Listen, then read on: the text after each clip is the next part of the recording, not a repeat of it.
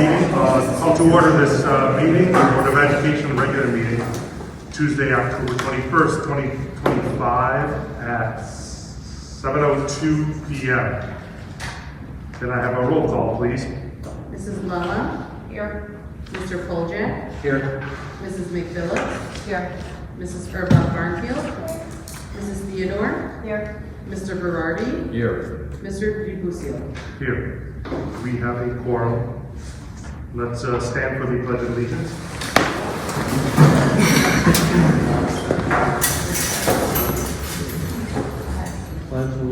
I pledge allegiance to the flag of the United States of America and to the republic for which it stands, one nation, under God, indivisible, with liberty and justice for all.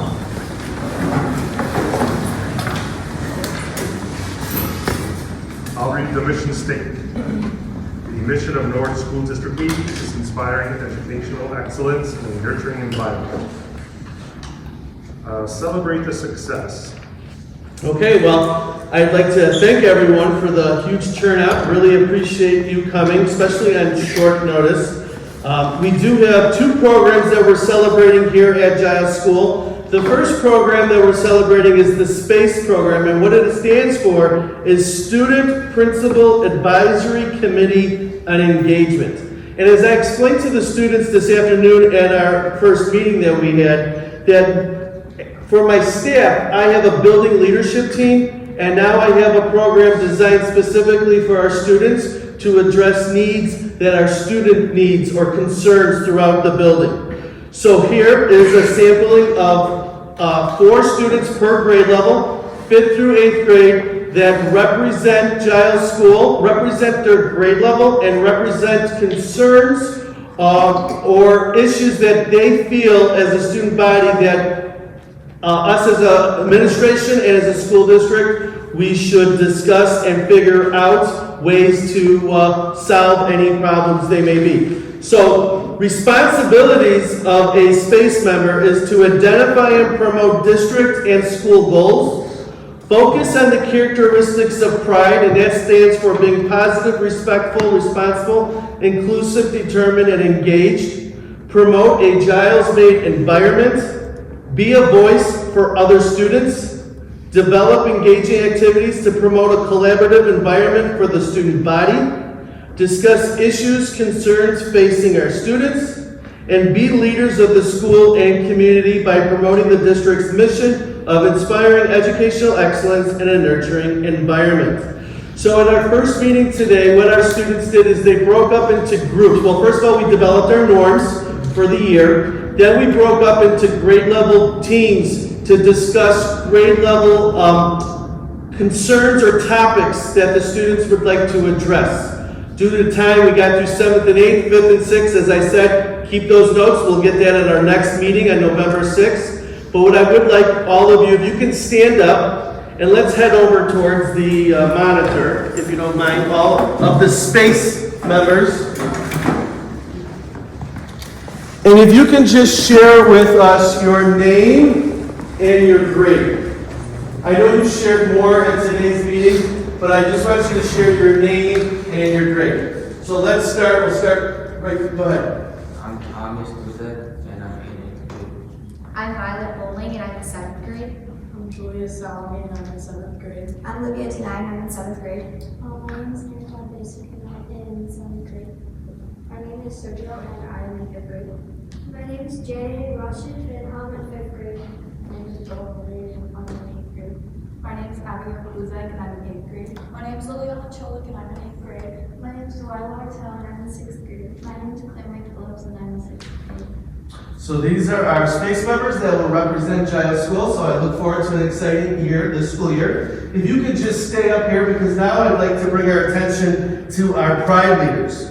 So we have another group of students, and they're pride leaders, and they're through Miss Fig, who is the pride leader. And so, pride leaders, can you stand up and stand on the black line right here?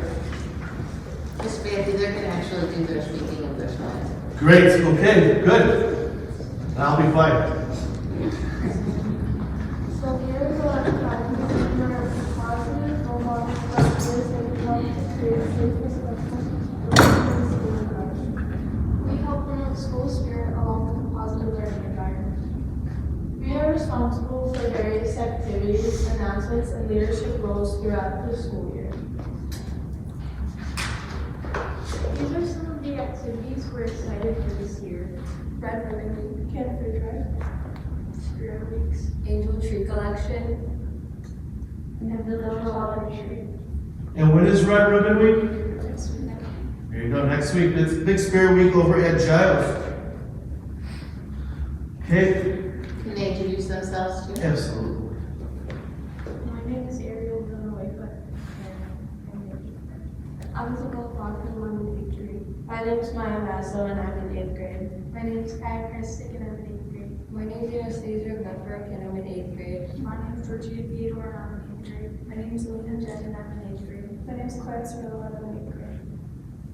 So other things that this group will do is also support Lee School and the PTA. Many times PTA is always looking for volunteers, especially when they're do the activities here at Lee School. So the pride leaders, and depending on how many volunteers they need, may also encompass the space leaders as well. But these group of individuals will volunteer as well and help support our programs here at North School District 80. So thank you all. I'm looking forward to an exciting year. Thank you to Ms. Fig.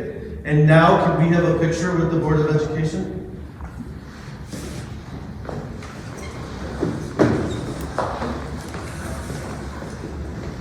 So why don't we have the, how do we want to do the, you want to go in the middle? Or no, we should be in the back. Yeah. So let's have the space move up a little closer to the pride leaders, and then we'll let the Board of Ed in the back. Thank you. And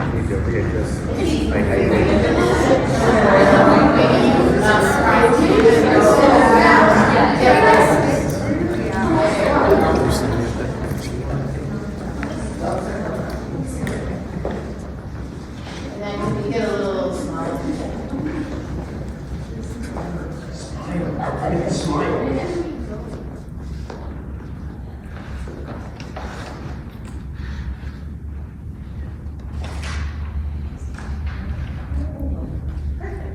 Thank you all very much for Thank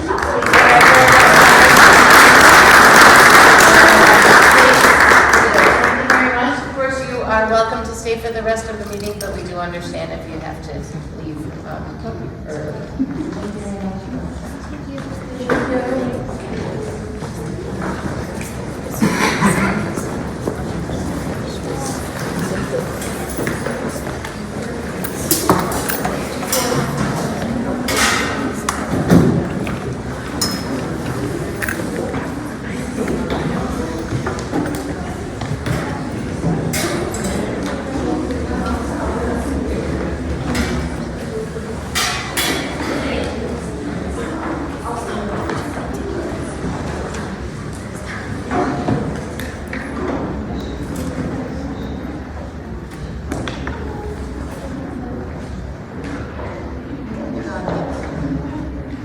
Is it big on? I know, right? Keeping along with that theme of celebrating success, it is October. It is our month to recognize our two successful principals, Mr. Biecki and Dr. Raviola.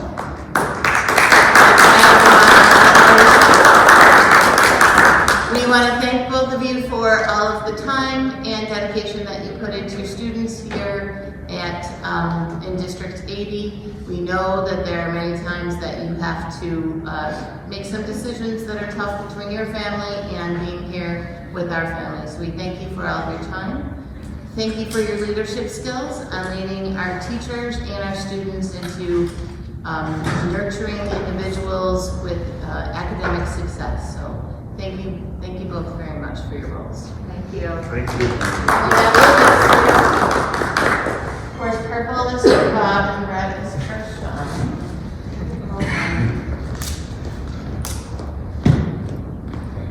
Thank you. Thank you very much.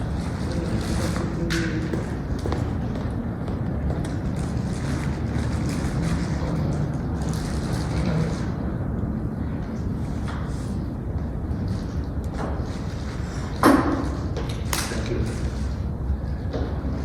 And now to conduct a public hearing regarding North School District 80 e-learning plan during inclement weather.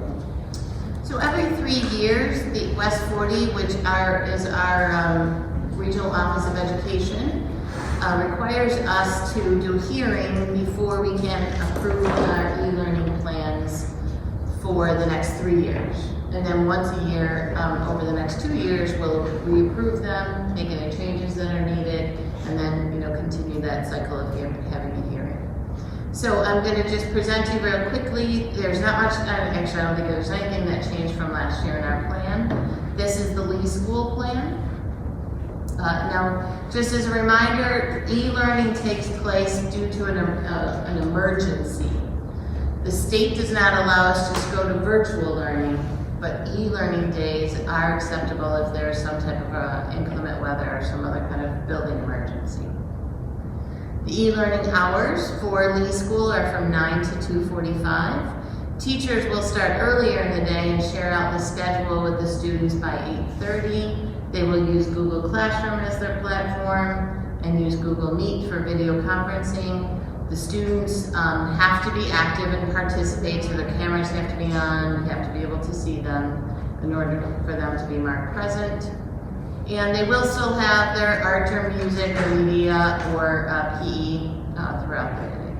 Special education services will continue, and all other therapies like speech and social work, OT and PT will also continue.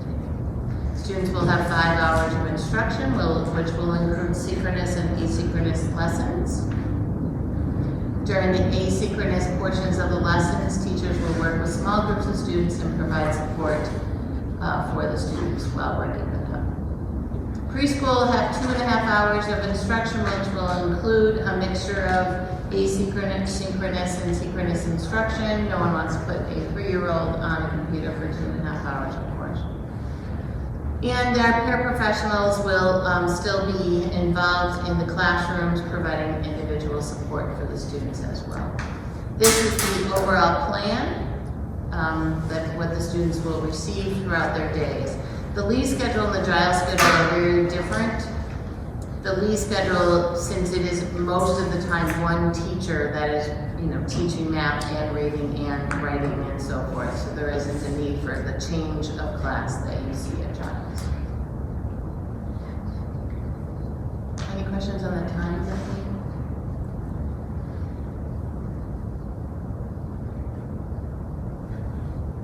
Moving over to Giles, the students will follow their daily schedules, still using Google Meets and Classroom. They also need to be present and visible to be marked present for the day. Here we have the student advisory period and lunch periods that'll both be asynchronous, and then everything else the students will actually be online. All services, speech, social work, band, OT, PT will happen, and e-learning hours are from 8:25 to 2:55, and then the teachers are available until 3:15 for any questions. So this is going to be a much more detailed schedule.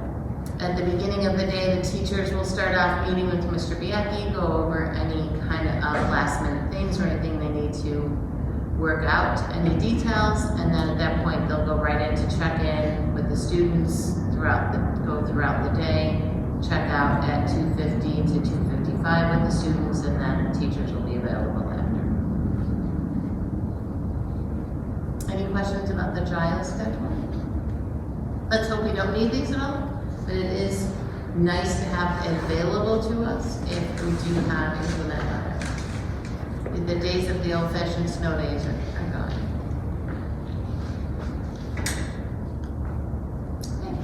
So if the board doesn't have any questions, I will ask the board to approve this as an action item later in the agenda. No roll call. Do I have a roll call? Oh, we had one to start, so. Comment. Yeah. And receive comments. Sure, you want to read that one? Sure. Before we receive comments from the public concerning this hearing, I will read. Public hearing is a dialogue or question and answer session between the board and the audience. It is a time when the public can present information and express opinions. The board's role is to listen intently to all comments presented by the public, and then consider those comments when the board deliberates on the adoption of the e-learning plan. Do we have any comments from the public? No.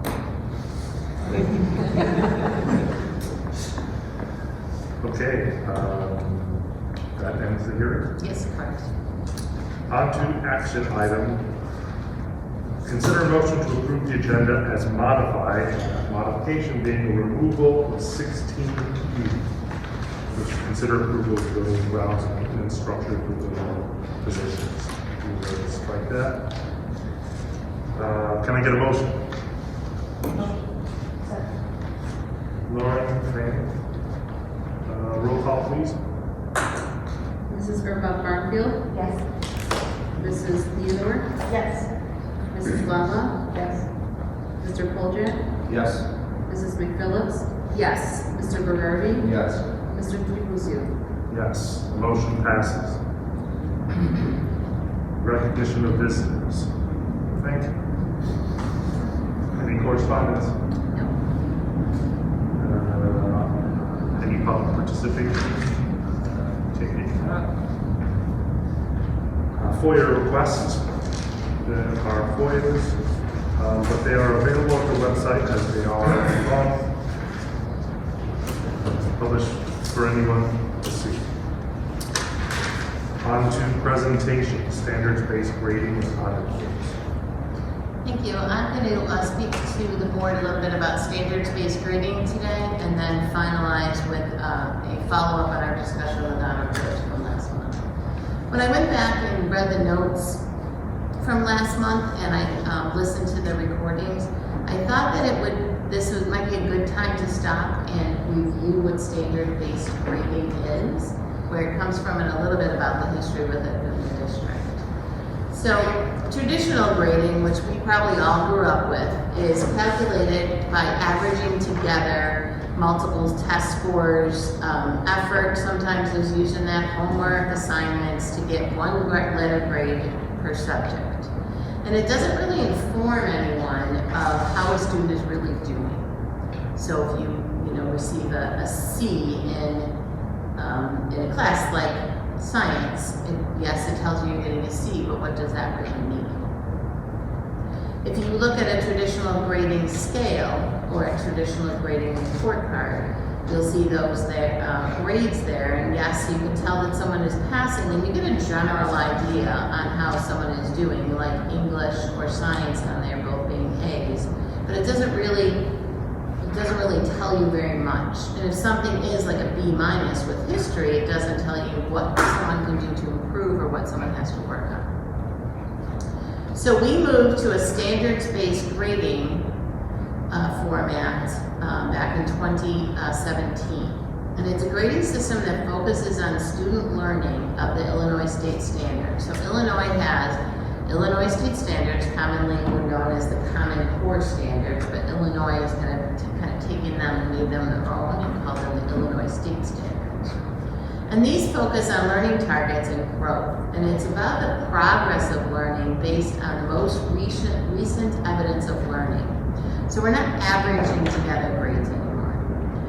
You might have a first assignment that you end up maybe getting a red on, and the second assignment that might be red also. Then you might start seeing some yellows on the next assignment, maybe a formative assessment, you get a yellow.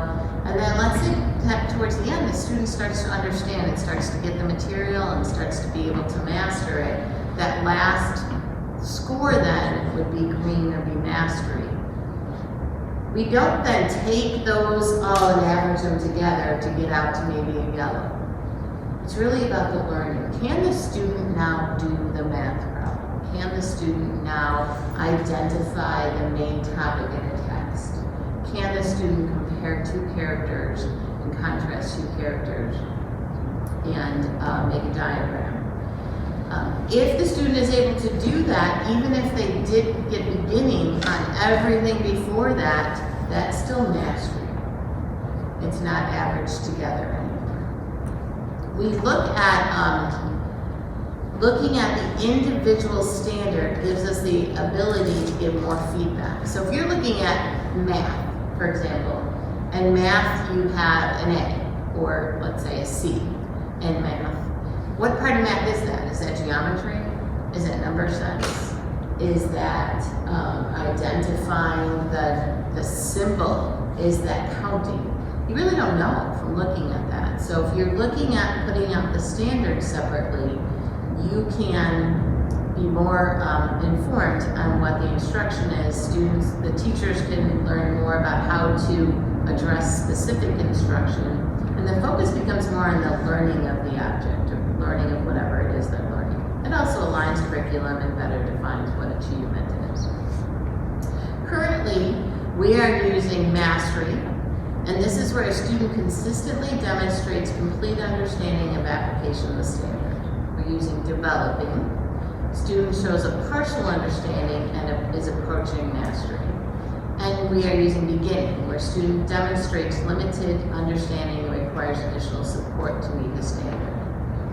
It should be noted here that Mastery means that they show an understanding and application of the standard. It is not above. It's not an honor. It's just, you know what you're supposed to know. So here is an example. So that's a standard-based report card on the left, if you're looking at the screen, with the S, and then that would be the traditional report card. As I mentioned earlier, 86% would be a B. But on the left, what we're looking at is, can I identify a number sentence? The student in this case can, that's Mastery. Can I solve number sentences that have brackets? That's something that's developing. Can I create number patterns using 2 rules? Also developing. Can I estimate the answers of number sentences? Can I find the sum of 2-digit numbers? That the student has Mastery. And then can I find the difference of 2-digit numbers? So we can add the numbers together and get the sum, but we're still beginning on learning how to subtract them. So a teacher can look at this, a parent can look at this and say, okay, I actually have a pathway of knowing how I can help this child. A, we know that we need help on finding the difference between 2-digit numbers. That's pretty straightforward. And then knowing how to estimate the numbers in number sentences is also an area, along with, of course, finding the patterns and solving for brackets.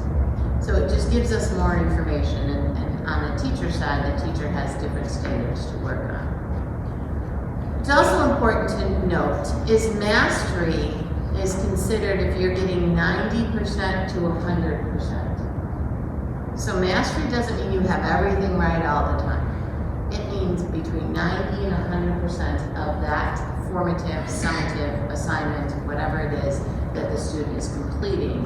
That means that they have gotten 90 to 100% of that right. Developing is a very large area. 60% to 89% of what they completed is developing. Because I know we often say, well, where are the percents? There certainly are percents. You're still, if you're looking at a 100-point quiz, you're still coming up with what that percent is, or whatever point quiz or assessment you're looking at. And then beginning is, I think, below 59%. So when we ask, or we question on, do we have a little bit of yellow room, which was one of the questions we had asked last month, and I can go into this a little on the honor board. We actually do have a little bit of yellow in there with 90 to 100% already. So we're not expecting the student to have everything perfect every time. And in fact, on that progression towards learning, when they're practicing and they're just trying to learn the actual information, you know, that's certainly okay to be a beginning or development. When that final summative assessment happens, do they know the information? If that's a test, if that's a project, or whatever it is for students to show their learning. Now, I wanted to give you a little bit of background about how all of this comes together then. So we have 2 ways of really reporting this to parents. We have conferences. This is just an example of this year, Lee School, November 19th and 20th of parent-teacher conferences. And there they will review all the evidence of learning, so you know where the students are right now.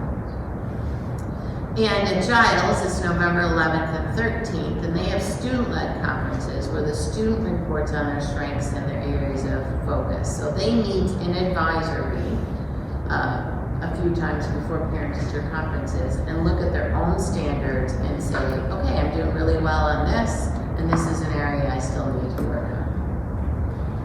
I think we have been developing our student-led conferences to be even more powerful over the last few years, and so that students have the voice into what they're learning and understanding what their learning is about. Then we have the reporting side. Our trimester, just again as an example of what's going on right now, our trimester ends November 21st. And then is a process of the teachers going in, making sure all the grades are reported, comments are in. The comments are really important too, because if you don't have thoughtful and understandable comments, then you don't understand all of what the standards piece is all about. So we really encourage the teachers to spend time working on those comments. Especially, now they just met with the parents, so the ones right after this November time are usually not as detailed. In January, when our progress reports come out, they didn't just meet with the parents. So that's a critical time to be giving feedback. The progress reports go home electronically. They'll be sent home on December 5th. And then sent home in the student's home language on paper on December 5th as well. So looking back at what is this thing? I keep talking about standards or the Illinois Learning Standards or the Common Core. So a standard is what the state says that kids should learn. It's not how they should learn it. It's not taking the personality of the teacher. It's not saying the teacher has to do this, this, this. It just says this is something you have to learn. And I'll go through one with you in a moment. And it focuses on the knowledge and skills that the students must do in order to master that. So what happens, our first step was we had the teachers look at all the standards and identify priority standards. This was 3 years ago. So we had them go through all the standards and say, what is it that is critical, that is important, that students need to apply for real life context? And they identified priority standards. They then did, the end of 3 years ago and 2 years ago, they were unpacking the standards. So now you have to take that standard and say, okay, in order for me to have our students do this, what do they need to know beforehand? Obviously, if I want someone to be able to add two numbers, I have to identify what the symbol is. I have to know that's a 2. I have to know that a 2 means 2 objects. So you have to go through on identifying that. Now that was very simple because I used a very simple standard. Obviously, much more complex standards have a lot of unpacking and a lot of steps to understand. The teachers then need to look through the standards whenever they're working with a student and say, where are we having trouble? What are we missing here? And what can I help you to help support? The step that we're working on now, that we kind of started at the end of last year and are full-fledged working on right now, are called proficiency scales. So the proficiency scales are, what does the student need to know? What does that look like in that standard in the beginning? What does it look like in developing? What does that look like in mastering? If you don't know where you're going, any of us will get you there, right? You have to know what you're looking for. So that process of identifying the priority standards, unpacking them, understanding your learning targets, understanding what your assessment is, all then ends into our proficiency scales.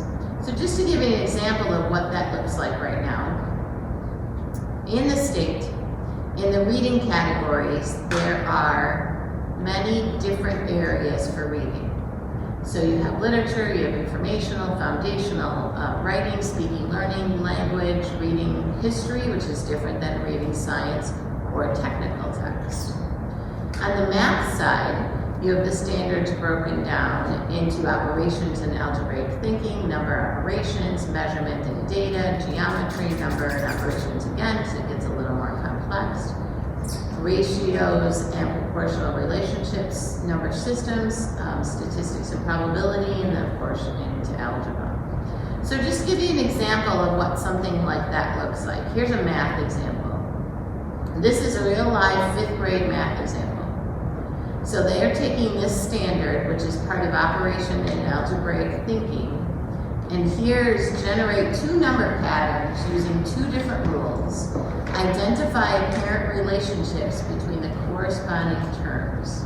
That's the standard they're working on. So the teachers had to go in and break that standard down, and what does that mean? So if I look at the breakdown of that standard, which this is work that was done previous years ago, it lists what the standard is, what the concepts are, like what are the nouns, the phrases, the verbs for all of this, what is some sample successful criteria, and then goes through the learning progression questions. What skill and concept do students need to master prior to this? So what do they need to know in order to be successful in this standard? I won't read all of it for you, but this is just an example of this one priority standard in 5th grade math. Down at the bottom here, we have common formative assessments. Formative assessments are not final assessments. They're assessments used to learn along the way what you need to work on. Summative assessments are the final assessments for that test, either the quiz, the unit, whatever that may be. So if I go back, I take just this one snapshot. Here we have, what does this standard look like in beginning? Well, a student can try to make number patterns, but still might need a little help. They might have some trouble seeing the patterns with the connections. They might struggle to write ordered pairs or to put them in a graph, and they ask for guidance. So if a student is showing that type of work, they're in the beginning area. Developing then, they can make one number pattern correctly, but they might have some mistakes with the other one. They're still working on that. They're going to find some connections, but not all of them. They can write or graph ordered parts, but sometimes there are some mistakes. Moving on to mastery, where you can make 2 number patterns. You can follow rules that are given. You can find and explain how terms and 2 patterns are related. You can write ordered pairs in order to show the patterns and then graph that successfully. Now you will see here something we don't actually have right now, and that's exceeding. This has been a goal of ours since we've been working on this the last 2 years. If we had brought out the level of exceeding, we wouldn't have had anything to attach it to. So we can have exceeding, but what does that mean? What is the student doing in order to show exceeding, and how do we capture that? How do we teach it? So it is our goal to have exceeding for numbers moving forward beyond next year.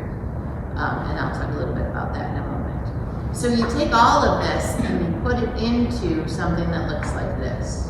This is a reading literature standard.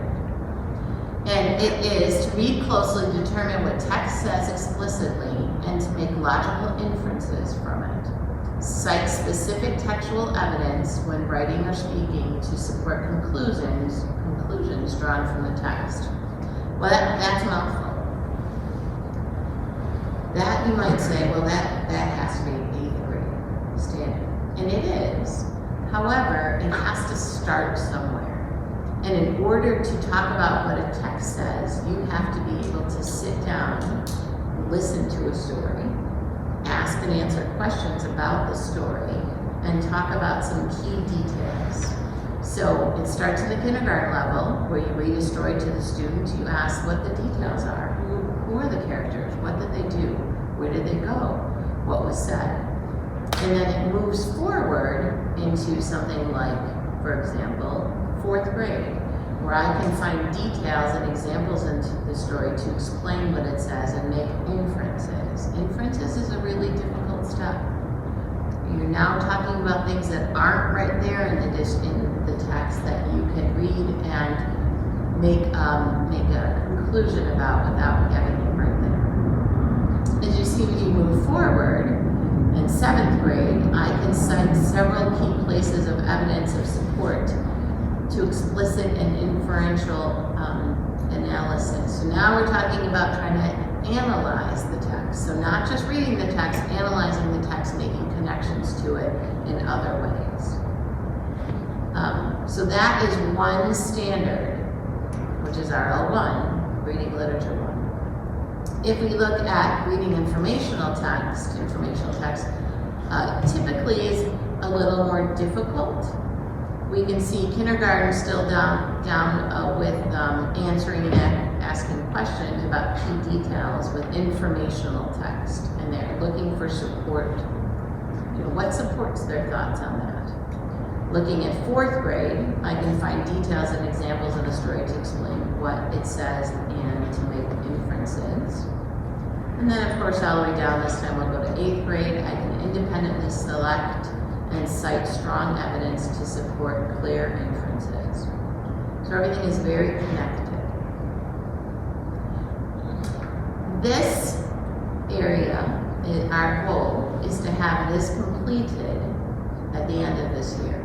Not all of this is completed right now. And some of the standards, should be noted, don't go all the way down. For example, your foundational skills, which are your skills on your letters, your sounds.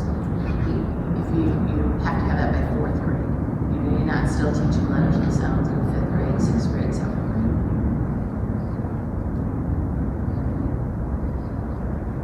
And go forward. So one of the possible things that we're looking at for the future is kind of aligning some of these words along with the new IAR words, which I know we haven't seen those yet because the work card does post on the 30th, and then I will present our IAR scores in November.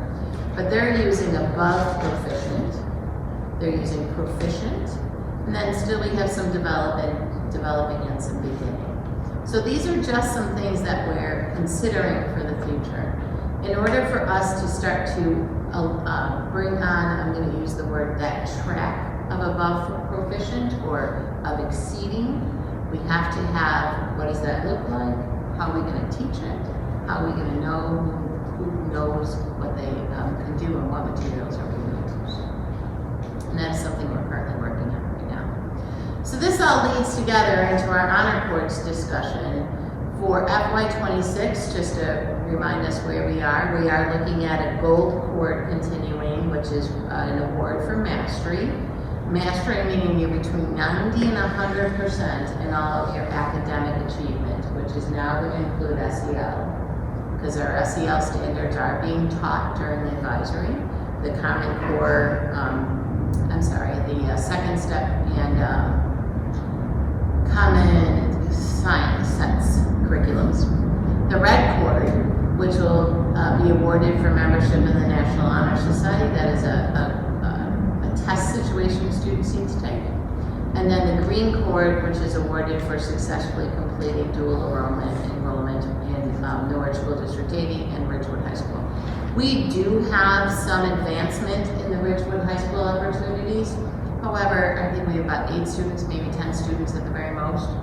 Ridgewood can't take on 30 of our students.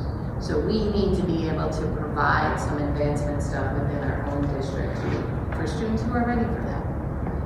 Students that are ready for that next challenge, that we can provide that for them. I think we do well, and we talk often about providing that tiered service where for our students who are tier 2 and tier 3, and we have interventionists that work with them, but we also need to provide for students that can go above their academic levels too. Again, a reminder of the percents, the 90 to 100, the 60 to 89, and then the below 59. So since the last meeting, we did review data on all of last year's students.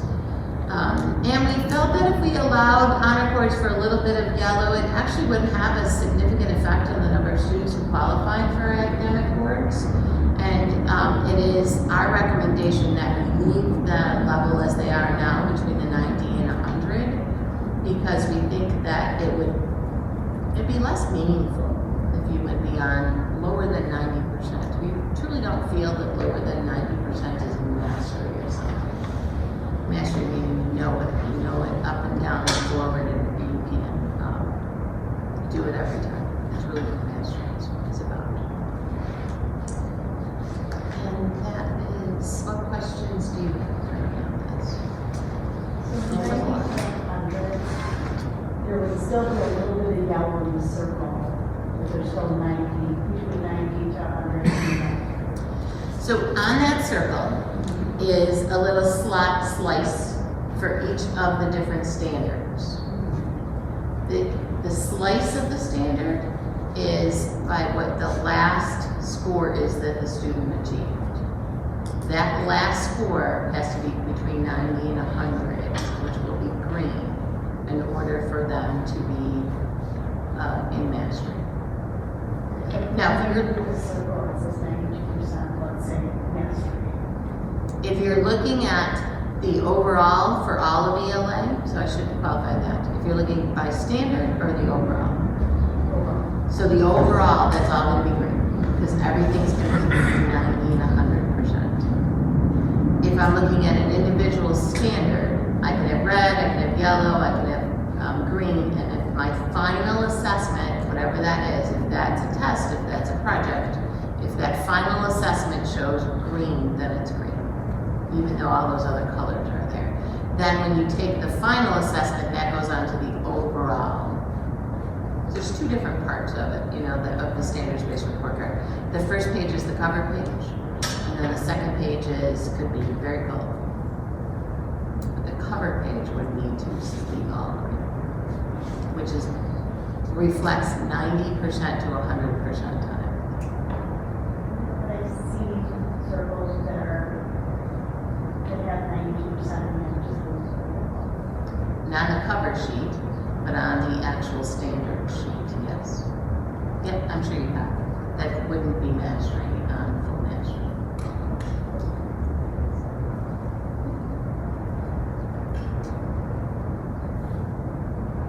Any other questions about this? Will this be for this year, what you're presenting? So the only thing that I'm changing that's any different for this year is where we put the purple cord into academics.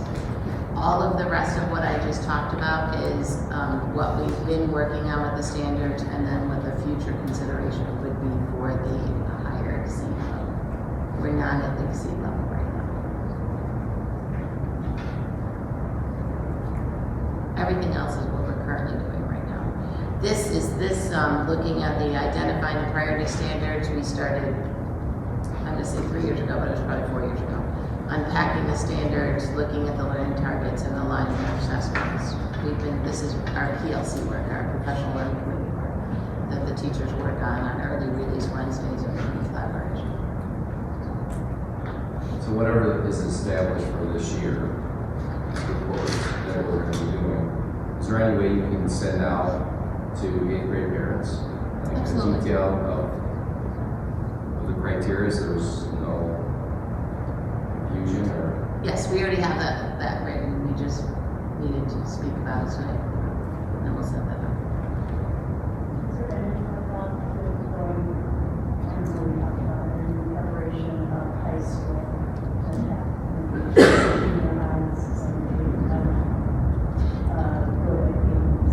Yep, and we could look at that. If we do that, we'd have to change grading systems. Mastery Connect, which we use right now, does not allow for a dual system. It is only a standards-based grading system. So we would have to look at a complete change in grading systems. It's just not an overnight switch. As far as Ridgewood goes, and any of the high schools we feed into, they don't even look at our grades. So, just their perspective, they look at our scores. The winter scores is what Ridgewood looks at. I-ready scores. I believe they do all placement based on those scores.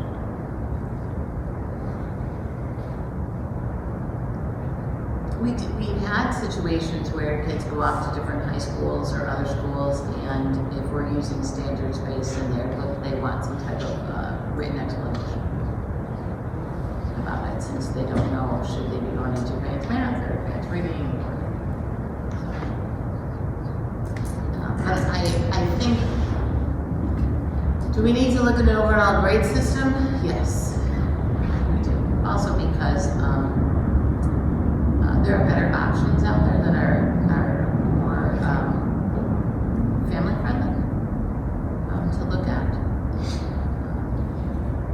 So I think in the work we're doing right now would not in any way impede us moving forward into a different system. Basically, in all of that is a percent. I mean, you have to come up with a percent somehow. It's in there. You just don't see it. I'm assuming it's clearly conveyed to the 8th graders that their winter IRS is extremely important because that is the placement for Ridgewood. It is. So that they can take that task very seriously. Yes.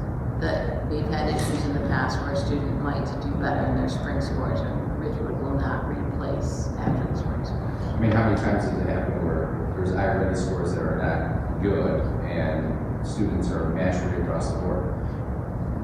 Well, I couldn't give you any numbers on that, but I'm sure it's happening. But we do inform them that those 8th grade scores, that winter test is going to do the placement of Ridgewood.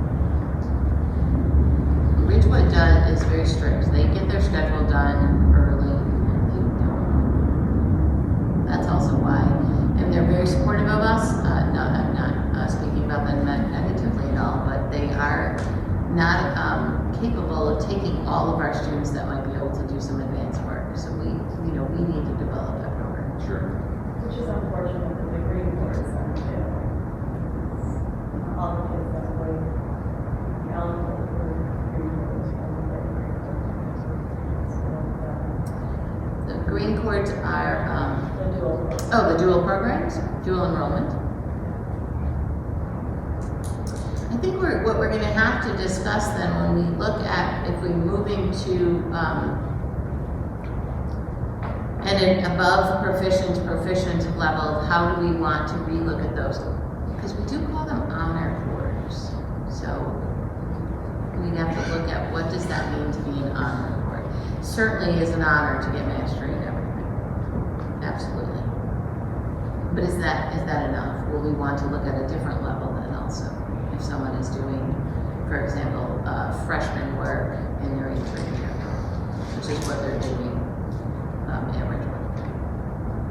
In some cases, some students are doing sophomore math. I think we even once had a student doing junior work. And we want to grow that, and we want to grow that program. We do have the ability here where a student can be in our building and virtually, working on the work at Ridgewood too.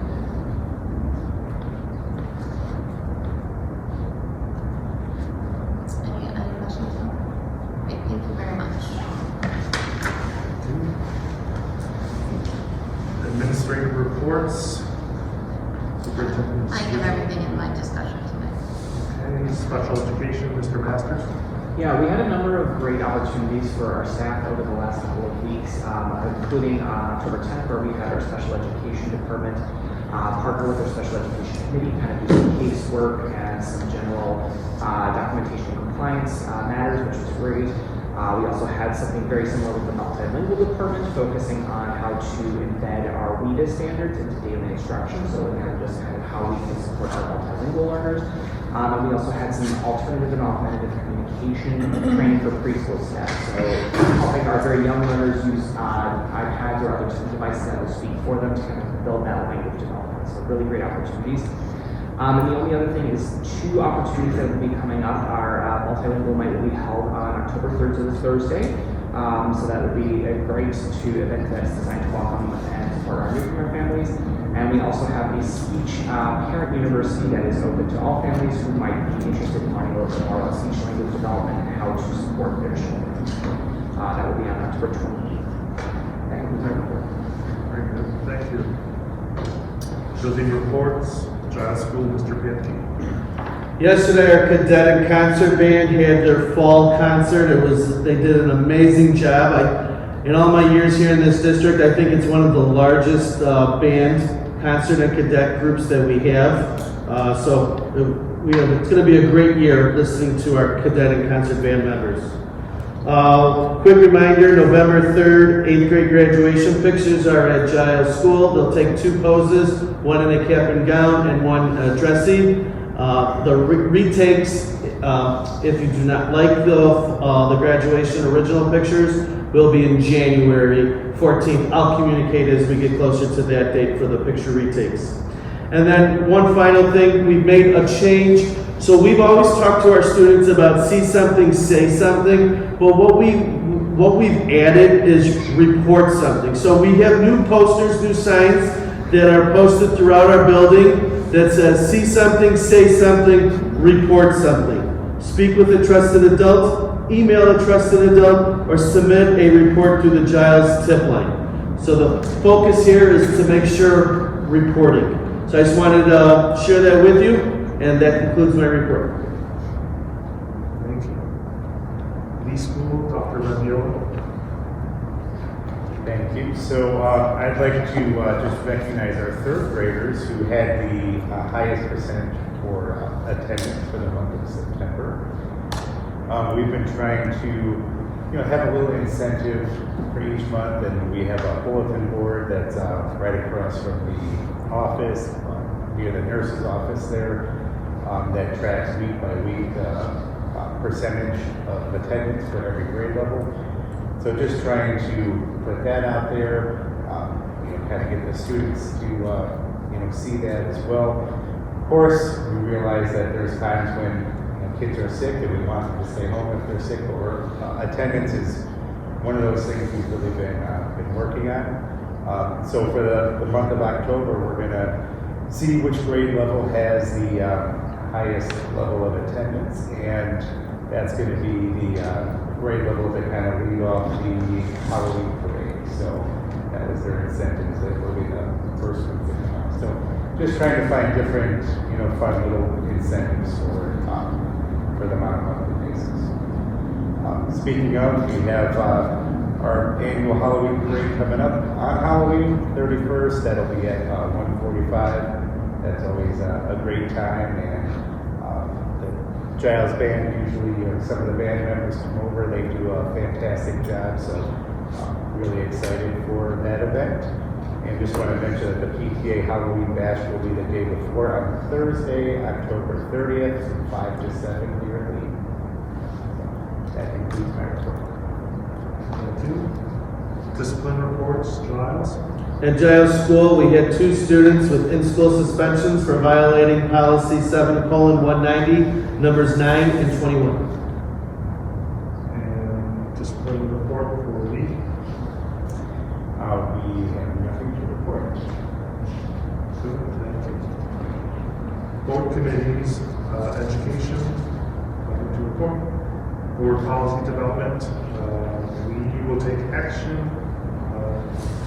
Policy 119, we need to schedule a committee meeting for the 700s to review them. That will have to come in a meeting next couple of months or a month. Take out building and grounds met last night, and 2 representatives with Wold architecture firm for the district. They attended, and they reviewed future plans, and was there, discussed some of the more important projects and the developing life safety study and 10-year plan. And next month, it'll be, will they be attending? Yes, it'll either be next month or December. Right now, it's penciled in for next month. And yes, Alyssa and Mike, who are working with us from Wald, they're our contacts, they will be in attendance. behavior intervention, nothing to report. Negotiations and human resources, nothing besides the MOA for the art club. We will be voting on later. Finance, we have a tentative levy discussed in November, and then the levy in December. Communications, I'm told there's a newsletter ready, and it's just deciding when to publish. Can I say anything? Yes. Good job. You said you were sharing the gym. Oh, I didn't sign that. Oh, and then How you doing? maybe it's in my spam. Well, we will see. Are you ready for it to go out? Newsletter Yes, relatively Okay, soon. it's gonna go out. Good. Would you like it to go out tomorrow? Oh, it's going out tomorrow. Yeah, that's very good. I apologize. Sorry about that. And the last one is Norwich Park District, nothing to report, but the district would like to thank the park for use of their soccer fields, much appreciated. On to discussion items. Mrs. Guzzi. Thank you. Just wanted to inform the board that the Superintendent Advisory Committee has started meeting again. We met on September 22nd, which we reviewed some of the last year's school report card data, talked about communication plans, reviewed some of the goals that we had from last year that we were able to check off. As you will recall, the Superintendent Advisory Committee did a lot of work last year with the website and with the tracks, which we celebrated that they are both new and very happy and helpful. We do still have some areas of the tracks we're working on, being able to get some more information out there and some celebrations, but that's a work in progress for us. We also looked at school improvement plans and the 3 goals for Giles and the 3 goals for Lee. We have a meeting next Monday. At that point, we'll take a look at what the district budget means, what finances are, where does that come from, what federal and state grants are, and then we'll be focusing on Lee School, looking at direction to walk the school for anyone who'd like to stay after the first hour, and then talk about improvements in the school and areas that we might like to see additional. December 8th is our meeting after that, and that we're looking at the FY25 school district report card. I'll present that in November to the board. I'll show it to them in December. We'll look at the comparisons with other districts, and at that point we'll meet at Giles with the building focus of Giles. We do have all of our meetings planned. I just highlighted these, the first one and then the next 2 for you today.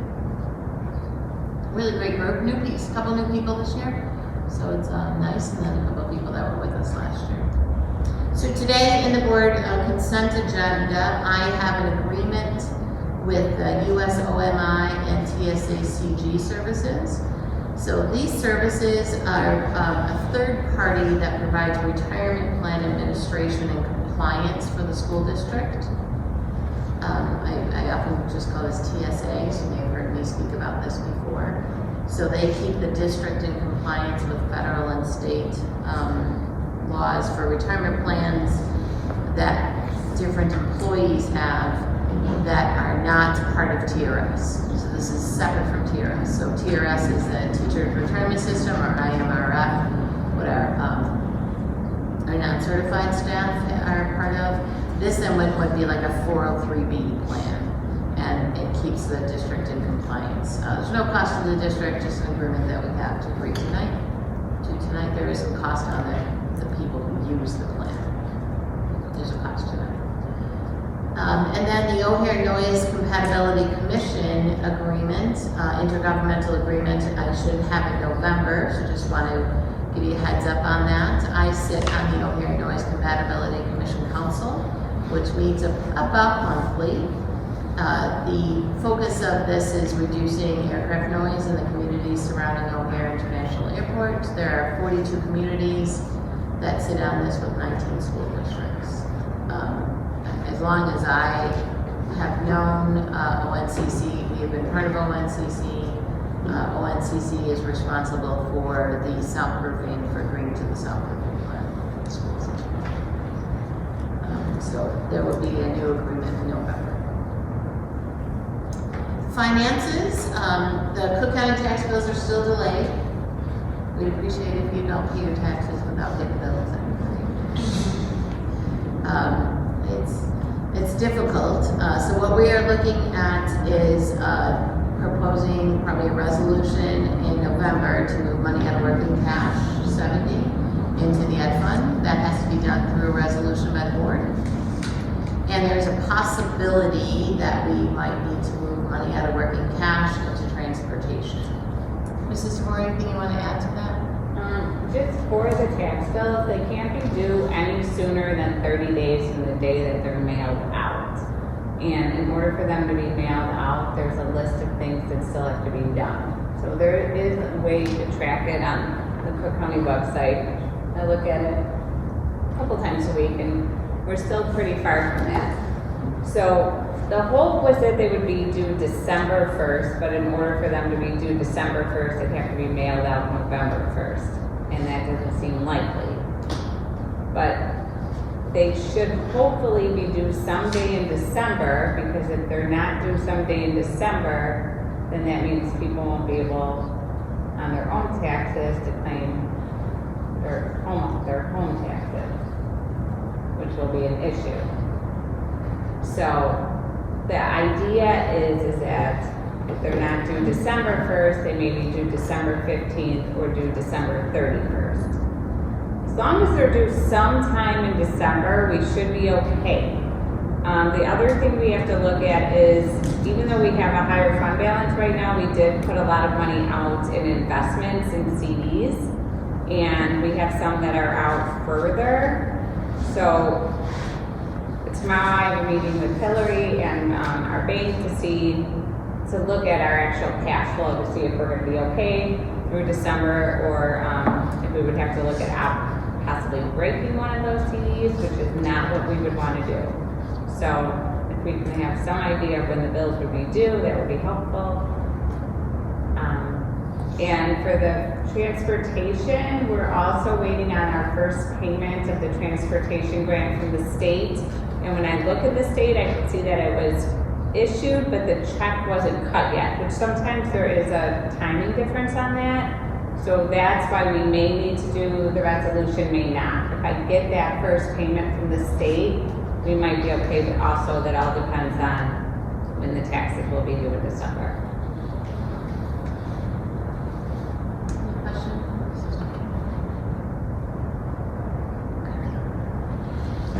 Okay, brickwork at Giles. Last month I spoke with you at length about the brickwork that is needed at Giles. And that is a couple of things. So there are 3 areas that we're looking at. Tonight in an action item, I am asking for authorization for the proposal of the cantilever brick area, which is the lentil we've been talking about for probably the last year. We do have the repair of that lentil, and I think it will completely cover that repair in the Giles Infrastructure Grant, the DCEO grant. We also have some chimney work. The chimney just has not been serviced, the one at Giles, and so it's falling apart. So it needs to be tuck pointed and rebuilt, put back together.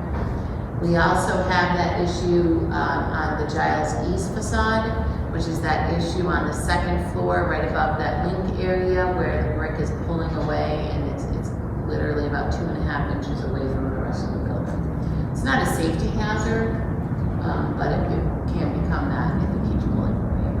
Anything when you get about 2 inches away from the building is an issue. So tonight I am asking for your approval to move forward with the proposal.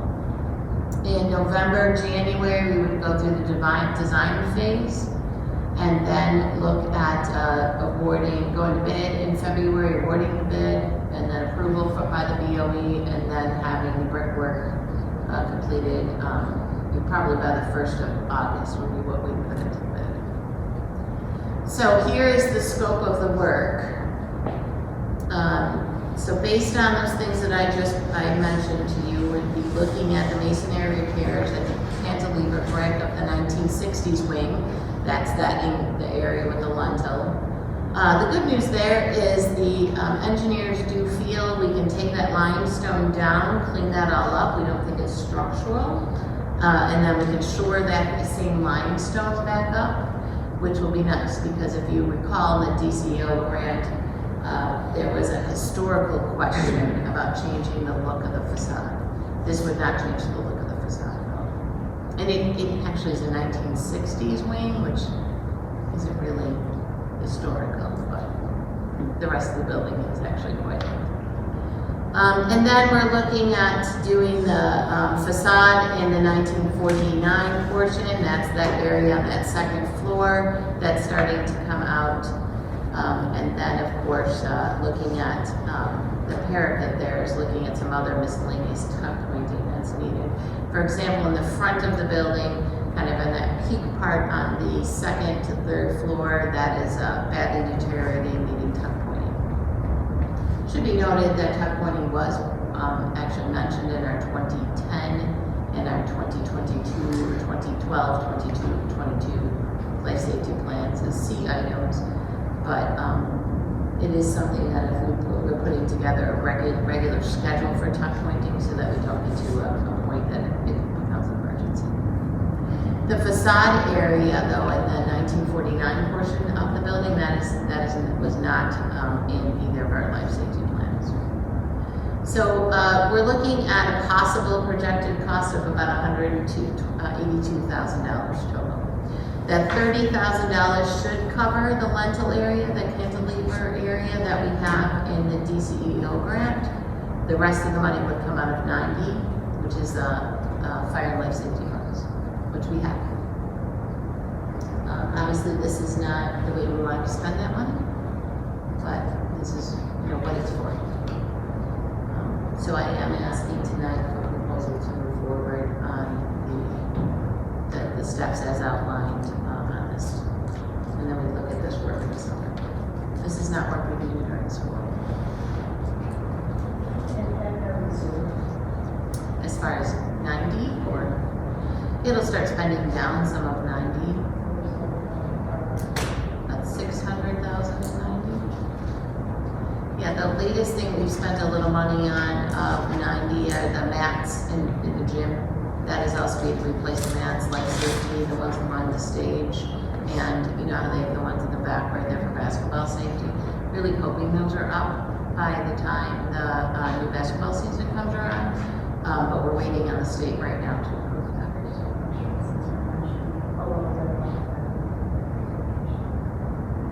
Sure, yeah, I think we're still fine on it. This is specifically 90 funds for health and life safety. Any questions about the report? Just wanted to mention again formally, I think I wrote this to the board in an update, but Ridgewood High School has reached out to us to ask us to change our graduation date. It was June 3rd, it is now June 2nd.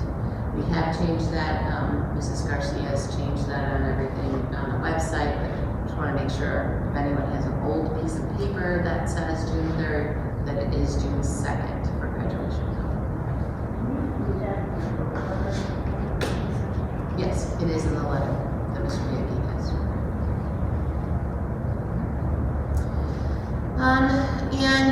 So our next topic here is after school event drop-off, and this will be for students drop-off, because there's been a concern about the bus drop-off at Giles on Oriole after an after-school event, like a sports event, for example, cross-country.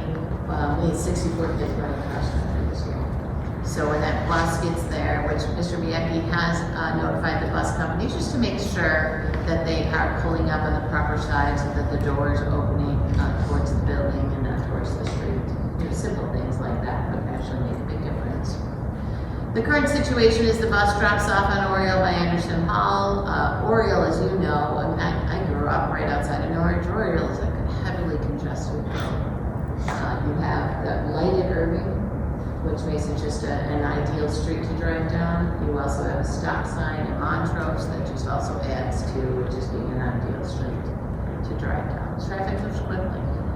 Students are trying to cross in the middle of the street because parents are parked there. Sometimes when parents are parked on the parallel parking, it's hard to get out, afterwards. There are actually pretty decent street lights over there. There's street lights right across from Anderson Hall that is on the other side of the street, points right in that area. But of course, new lighting or additional lighting is always good, and we just have a safety concern. So I wanted to bring this up to the board. This is an area that we want to put some discussion into. If anyone has anything to add to that. Yeah, so events that involve a bus, like coming back from a game, that's definitely factors into this. But I'm also being told about pickup from practice, which also happens in front of Anderson Hall, right off Oriole. And all sorts of ideas, behind the scenes, all sorts of ideas have come up, like speed bumps. Well, you can't do speed bumps because they have to come up during the winter. Temporarily sending out horses, traffic horses. So there's a little window of time for kids to get out, get to their parents' car. Thing with that is it would involve staff setting up the traffic rules and moving them, or traffic cones. Basically, anything to remind local traffic that they should be driving in a way that's considerate to kids walking across the street, which you would hope they would anyway, but we live in a world where people just don't. But the initial parent that brought this up to me was adamant about something happening. I know when I would pick up my daughter, it was always hectic. And I think some people are feeling that something is going to happen inevitably.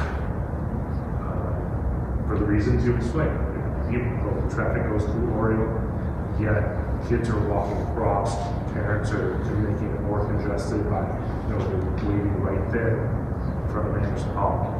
Or would a consideration be moving pickup practices and after games to Cullen, where the bus, where the bus pulls up to the courtyard, there's the asphalt there, kids get out, and if it's raining or anything, they walk inside the building at the door right, just to Entrance 3. Yeah, right by the 5th grade wing. I don't know if you could route them there for pickup 2, or have to walk out of Anderson Hall, and follow the building, wrap around and get out there. I'm not sure, but Speed bumps, and I feel like we have those on Oakville or by the park, and we do put them up during the winter. Why couldn't we just add them? Obviously, that would be the village, but what I understand with speed bumps is the block actually needs to initiate the putting on, which we're part of the block, and agree to speed bumps. then the other problem is Student safety is separate. I'm not saying they won't do that. I'm just saying the process. That's all. I'm not saying they won't. I'm not saying they'll say no. It's just it's not something we can decide here. That's all. right. The other thing is snowboards. That's another reason to go. I didn't really pick them up. I'm not making Right on Oakville. Yeah, every winter I'm like, It's amazing. I did request meeting with the village. Another thing that is possible too is maybe putting a crosswalk in with perhaps a system, and I've not talked to the village about this, but a system where you press a button and maybe a light up stop sign could come up. And then right there outside of Anderson Hall, if we still win Anderson Hall. We certainly can't, what's in our control right now today is moving around to Cullum, right? That's our control. We can go to Cullum, and then, as Frank mentioned, the students could come in door 3, or if they needed to, or just leave there like they normally do, or Cullum and Oleander. It's an option. Is Cullum less busy? Because Cullum then has that like at the end. It's just as busy. Cullum is very busy as well. It's really busy just there in general. Every block right there is busy. There's always cars. I live right next. So there's always cars flying around both sides, Cullum, wherever it is. The only difference with Cullum is that area by door 3 is typically the no one's parked in it. Where when you're going around by Anderson Hall, those are the spots that are the village spot. The people who live in the village across the street, those spots are taken. And it's, now you're talking about kids walking between cars, which is a little more difficult. Have we talked with like the police department about having, you know, on game days, especially when the bus is coming in, having an officer out there to maybe set the cones or I'm not walk out that way? I don't know if that's an option or not. It can.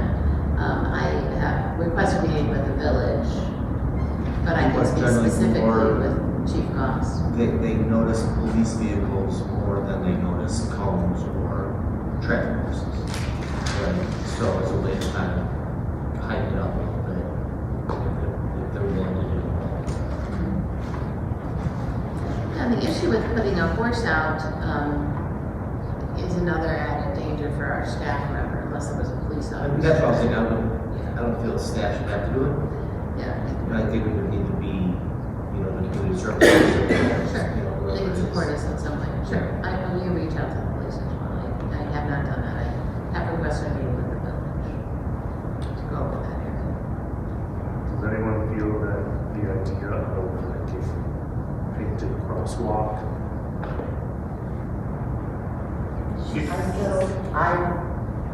I do pick up and drop off at Ridgewood, and they have that crosswalk. Until the student is like in the middle of the street.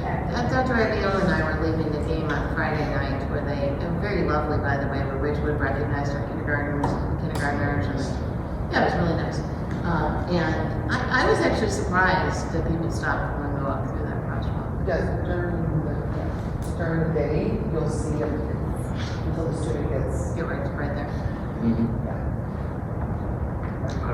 I'm just wondering if it's going to take multiple things. Is there a designated space for the bus when it comes back from games? So right now the bus just pulls up right there. There is a lined spot we know it is parked right in front of Anderson Hall in that gated area, which possibly could be where we're looking at a crosswalk. Sure. Students get off there, and then sometimes they take their stuff with them, sometimes they leave their bags, they need to come back pick them up. And then Can't they just walk through and just be picked up over at Cullum? I think that's what they just. That's an option. Pick up at Jen's house. The whole other side of the box by the. Or could we do like different exits for different things? Like if you're doing cross country, maybe go out the band exit, or because I think we will reach that again with, we'll have scholastic ball on the bus with basketball, which potentially could be 40 kids, which is a lot. Right now, I think with volleyball, we have 12 kids, something like that. designate like an exit or exit? So, Mr. Biek and I can work on a plan, and put something together, and meet with the village as well, and see if the village can support that. I was driving down, St. Charles through Elmhurst one day, and the crossing guard, it was in the morning, the crossing guard had a little button that she hit, and a flashing stop sign was just right in the middle of the street in St. Charles went off, and I thought, well, that's kind of cool. That would be nice to maybe get something like that, where you can press a little button and walk across. But that's an option. So we'll talk to them about that. Especially this time of year where it's dark. Dark. That's half the problem. short-term fix is calling is probably the best option. There's not as many cars parked in this street. In front of, Yeah, the bus could actually pull up right along those spots, and then people, either way, they can pull up too. Even where they enter the school in the morning, right there. Yeah, right there. Parents can park all on that one side because it's long. And if they need to come back in, they can come back in door 3. They can leave their stuff in door 3 if they need to. I'm not aware of how many kids take their stuff and how many leave their stuff. we'll see if we can drop off. I'm sorry, the band? Drop off the In the band. morning? People still trying to book This is on Oleander and Berto. I don't think we don't have staff out. Back there too, and they have like all sorts of trucks coming all the time. I gotta Yeah, we don't have staff back there that early. So that starts early days. Okay, well, we'll look at options and see what we can change. In the meantime, we can get this control what we can. And just my last option, or my last topic is, at the end of our discussion last month, we said we would revisit the wearable devices, the smartwatch discussion. So I didn't know if the board wanted to talk about that. I don't have anything on this, but I don't know if you did.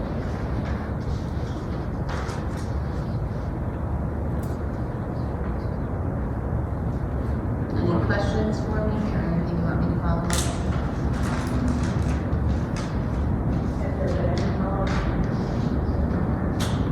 I did reach out to the parent after the last meeting, left a couple of voicemails, followed up with an email. I did not hear back.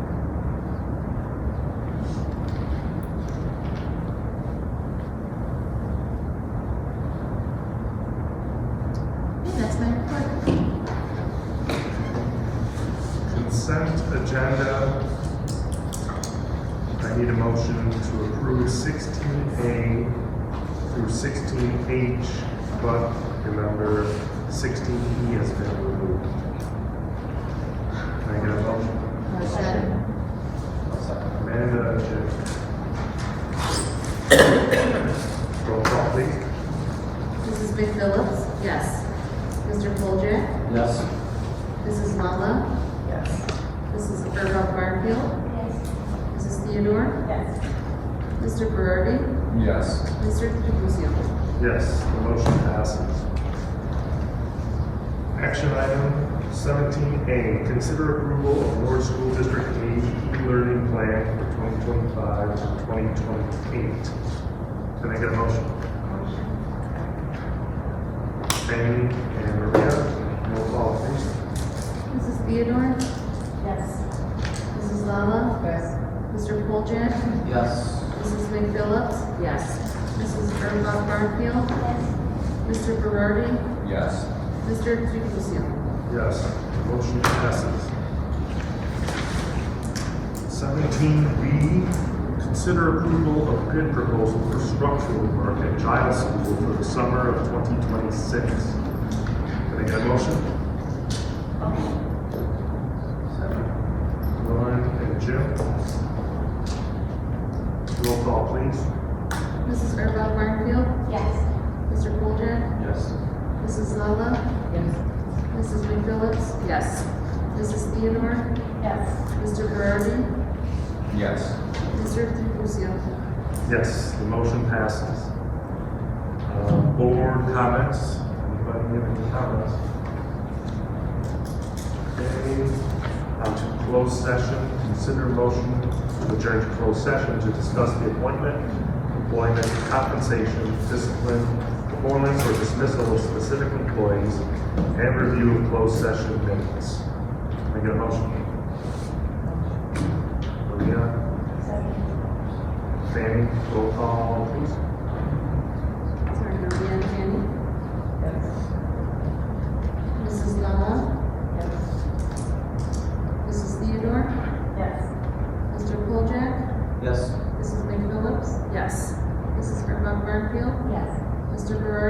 Yes.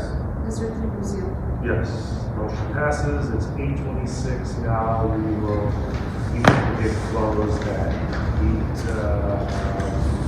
8:40 at 9:05 p.m. On to 20 action item. Consider approval of Art Club memorandum of agreement between the Board of Education of North School District 80 and the North Educational Association of Teachers. Can I get a motion? Motion. Second. Amanda and Lauren, roll call, please. Mrs. McPhillips? Yes. Mrs. Gerbach Markfield? Yes. Mrs. Lala? Yes. Mr. Poljack? Yes. Mrs. Theodore? Yes. Mr. Berardi? Yes. Mr. Trabuzio? Yes, motion passes. 21A, retirement. Consider acceptance of retirement letter from Judith Igliolo at the conclusion of the 26-27 school year. And 2, consider acceptance of retirement letter from Wendy High at the conclusion of the 26-27 school year. Can I get a motion? Motion. Second. Renzo, Amanda. Roll call, please. Mr. Berardi? Yes. Mrs. McPhillips? Yes. Mrs. Lala? Yes. Mr. Poljack? Yes. Mrs. Gerbach Markfield? Yes. Mrs. Theodore? Yes. Mr. Trabuzio? Yes. Motion passes. I need a motion to adjourn this meeting at 9:06. All in favor say aye. Aye. Opposed say nay. Meeting is now adjourned.